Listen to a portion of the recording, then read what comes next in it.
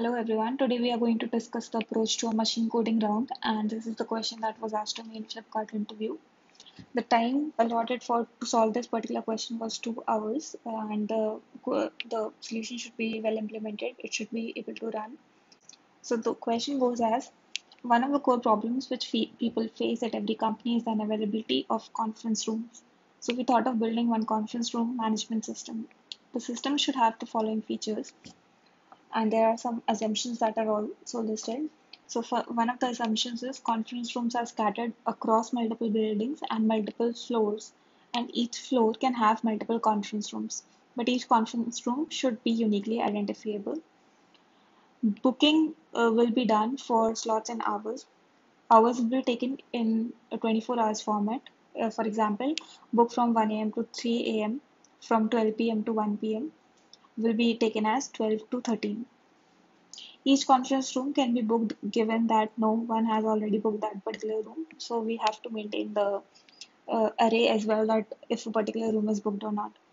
System will be used only by one user, and booking can be done only for 1 day. And there are some features that were already given. So one of the features were to users should be able to list down all the conference rooms available in any building. Example, Alpha building has conference rooms with name A1, A2, A3, A4, etc. Users should be able to find suitable rooms to book for a given slot. Users should be able to cancel existing booking, and rooms should be free to be booked again for that slot. List down all the bookings made by a current user. Commands which will be executed to perform the above actions is listed below. So we have already given the commands through which the user will be giving us the input, and through it we'll be processing what the user wants. Okay, let's see the first command that is given. The as add building is the command, and after that the building name will be given. So this particular command will add the particular building to the system. So for example, if it is given that add building Flipkart 1, this building will be added to our buildings list. So let's see how we have implemented this system.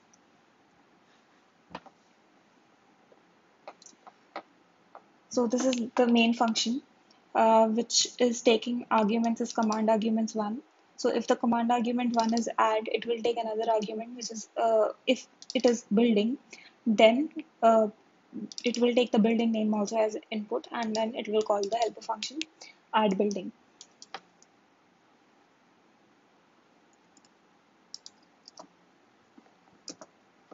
So now add building, what it will do is it will first take the it will be taking building name as the argument, and after I have taken the building name, we need to convert that building name into smaller cases. So for example, so if the user has given the name as alpha and another user has given the name alpha, these two would signify the same thing. So what we'll have to do is whenever we take any input, the building name should be converted to all lowercase or all uppercase. So here I'm taking the building name and passing it to a function that is convert to lowercase. What this convert to lowercase is doing is it is taking the building name, and after taking the building name, it is parsing it through the string length, and if it sees any uppercase letter, it is converting it to a lowercase. So this is one of the edge cases that we need to take into consideration. After that, what I'm doing is if building exists in the building names, so if alpha was passed by user 1 and user 2 came and passed alpha, these two are same, so alpha already exists in my buildings. So I just check if alpha, if the building name already exists, then I'll throw the error that this building already does exist in the buildings. So in building exists, what I'm doing is I'm just checking the buildings list and seeing if the building I is equal to my building name. If it is, then it is returning a 1, and here the error is thrown to the user. And if this condition is not met, then the buildings list is incorporated with the new building name. So this is it. After that, I'm printing another message that this particular building alpha is added into my buildings list.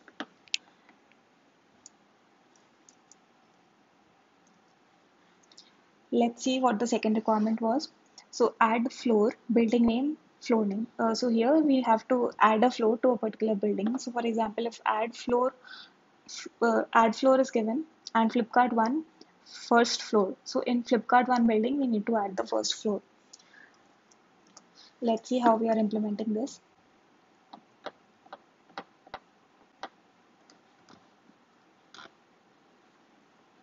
Here I'm checking that if the second argument is floor, so if the command given is add floor, then I'm calling this helper function add floor with the building name and floor name as its parameters. Now add floor. What this add floor will do, it will take two arguments, building name and floor name. It will do the same thing that we have already done, that is converting the uppercase letters to the lowercase letters. And this is done for both the building name and the floor name. First of all, we'll check that if the building exists or not. So if the building doesn't exist, we cannot add a floor to it. So building exists is the previous function that we already implemented.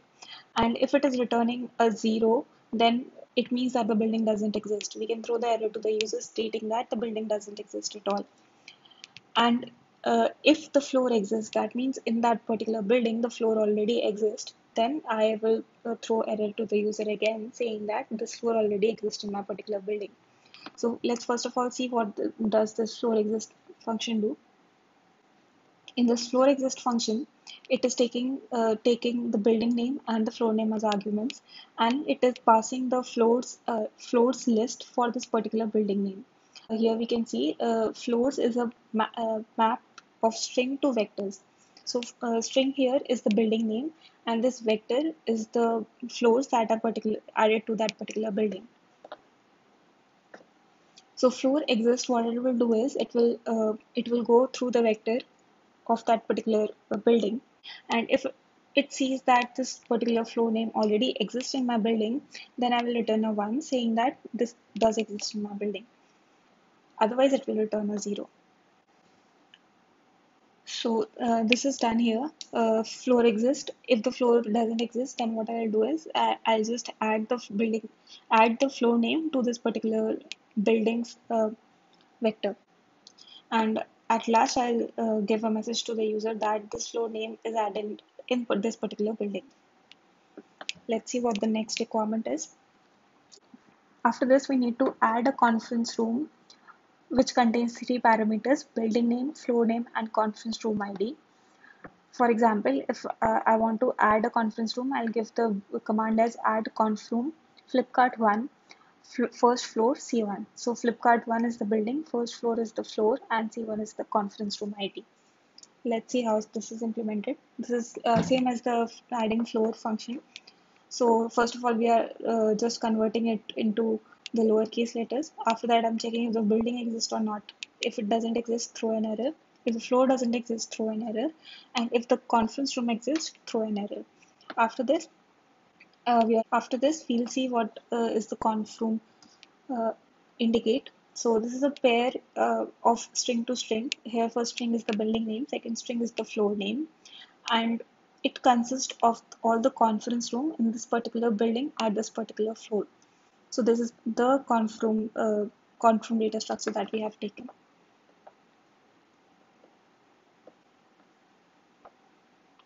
So at last, what I'm going to do is conf rooms, building name, floor name, and after that, this particular room ID is added to this building name and floor name.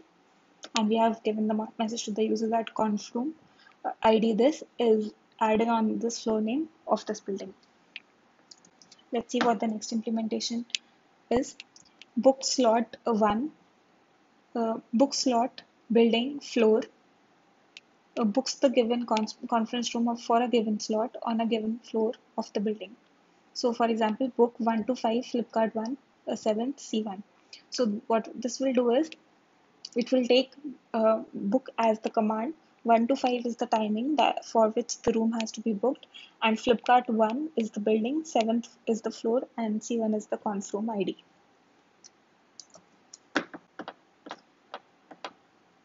In it, what I'm doing is I'm checking if the command given by the user is book. If it is book, then we are taking some arguments, slot starting, slot ending, building name, floor name, and room ID, and we are calling the helper function book slots.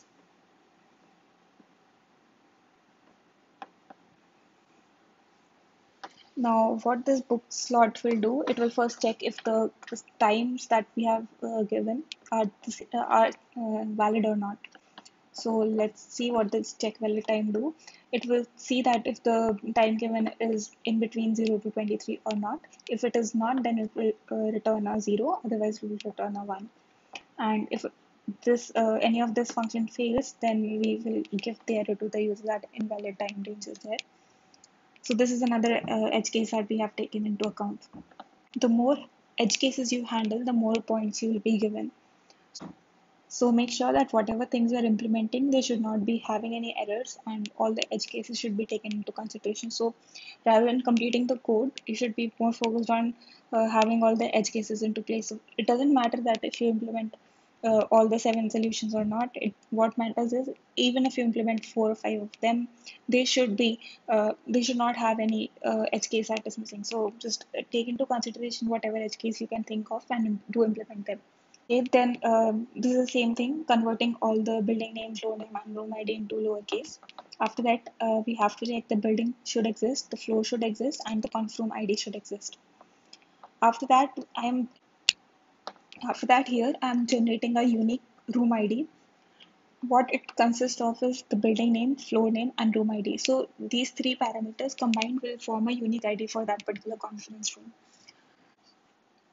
After that, we need to check if for this time interval, ST to EN, the slot is booked or not. So if some other user has booked the slot for some time range, then we cannot rebook it. So for example, a previous user booked my room from 1 to 5. Then another user cannot book from 3 to let's say 7 because 3, 4, 5 will be the clashing interval. So this is what I'm doing here. I'm checking for check if slot booked. So check if slot book, what it will do is it is taking another booked. Let's see what booked is here. So booked is a string to int value. So if this int is 1, that means the room is already booked. And if it is 0, then it means that it is not booked.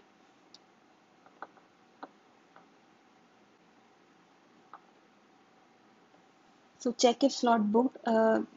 This is checking the booked with a unique room ID, and also it is taking the string parameter as the time for which this is booked. So this is nothing but mm, building ID plus floor ID plus conf room ID plus the time. So time here will be 1, 2, 3, 4, and so on up to 23. If it is 1, I'll return a 1. Otherwise, I'll return a 0.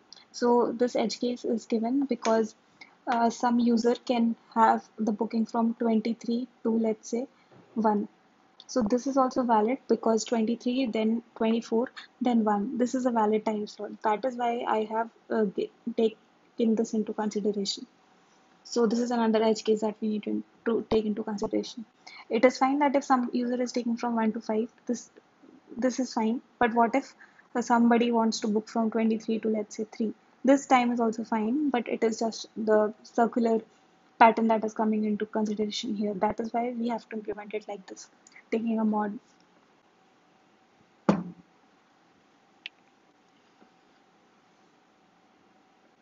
So this is it. If the slot, yeah. So if the slot is already booked, then we'll say a message to the user that the slot is already booked. And if it is not booked, then what we'll do is we'll set the booked parameter for this particular time to 1, stating that this user is booking this slot and no other user should be able to book this slot. And after this, we'll be just stating our message to the user that your slot is already booked from this to this. Let's see what the next step is. So we have booked the slot. Now we need to cancel the particular slot in the particular building at a particular floor for the particular room ID. So this is calling this function cancel slot. This is again taking some input parameters as start time, end time, building name, floor name, room ID. And here I'm checking if the time is valid or not. This is the same as the previous one. Converting all the building, floor, room ID into lowercase, same as the previous ones. Checking if the building exists. If it does not, throw an error. Floor does not exist, throw an error. confirm does not exist, throw an error. Now here also I'm generating a unique ID, which is the combination of building, floor, and the room ID. This is for that particular conference room. So here I am just calling this free booked slots function. So what this free booked slots function will do is, okay, before calling this free booked slots, I already have this booked slots parameter here in my book slot function, which is taking the parameters as building name and flow name, and it is inputting the start time, end time, and the room ID. So here, what I'm doing is I'm going through this vector and stating that this room is no more booked. So just I'm erasing it. And this is again used in the listing of the slots. So when I have to list slots, this will be useful. And after that, we have to also say that this booked slot, which was previously set to 1 while booking the slot, it should be set to 0 while cancelling the slot. And at last, we'll just throw a message to the user that the slot has been successfully cancelled. Now let's see the next one. So this is list bookings, building floor. This is list bookings and this is taking building and floor. So for particular building and a particular floor, we have to list all the bookings. Let's see how we have done this. So this is calling this function list bookings, which is taking the building name and floor name as inputs, converting all of them in the lowercase. And then we have taking the string, which is unique ID, and it contains building name and floor name. Here in the book slots, I already showed you that we were taking the two parameters as building name and floor name only as a unique ID. If you see here, we can see that while booking the slot, here in the book slot function, we had this book slots. We were taking the building name and floor name as the unique ID. That is what we have done here. While listing the bookings, we have taken the unique ID, and for every slot, we are printing the so for every slot, we are printing the start time, end time, and the conference room on this particular floor name and this particular building name. So this is it what I implemented. There were two another questions that were there. So one of them was a search by slot name, building name, floor name. Was search a particular slot in this particular building and this particular floor. So this should be able to render you all the slots that were available. And there was another bonus functionality wherein existing search will return empty results if no rooms are available for a given slot. Users want a suggestion functionality using which users can get a list of all possible future slots.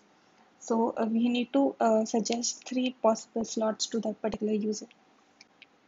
So these two functionalities I did not implement, but I would really like to know about your approach to these two questions. Let me know in the comment section below what is your approach. So I was able to tell my interviewer what my approach in these two questions will be, and she was quite satisfied with that approach. So let me know in the comments what do you think about these two questions approach. And some takeaways and some expectations that were already given in the document. We should be able to give a demo, and code should fail gracefully with proper error messages. Code should be modular, and input can be taken from a command line or main function, doesn't matter. Do not use any database or SQL store. Do not create any UI. Write a driver class for demo purposes. Please prioritize code compilation, execution, and completion. Work on the expected output first and then only work on bonus features. So some tips from my side is implement functionality one by one. So once you implement one function, do test it. For example, adding a building. So when you implemented adding a building, do test it. Like it should work properly. It should be able to throw the error. Then only move to the second part. Don't just implement everything and at last doesn't work. It will not fetch you any marks. So even if you are implementing lesser cases, they should be working properly. You should be able to demo them to the interviewer. You should be able to explain them to the interviewer. And you should also be able to cover as much edge cases as possible. And you should have a modular design. So my interviewer did ask me some modifications in the question. And it is a good practice to have a modular design so that if any changes are asked by your interviewer, you should be able to incorporate them as well and work on as many edge cases as possible. This is one of the very major takeaways. And don't think about implementing OOPS very much because you have only 2 hours to implement 8 functionalities. And these 8 functionalities itself will take a lot of time. So don't bother about the OOPS concepts much. She asked me about like whether like why did I not implement OOPS. I said that I did not have much time. I wanted to complete the code first, and she said it's pretty good. It's fine. And do give the video a thumbs up if you like this content.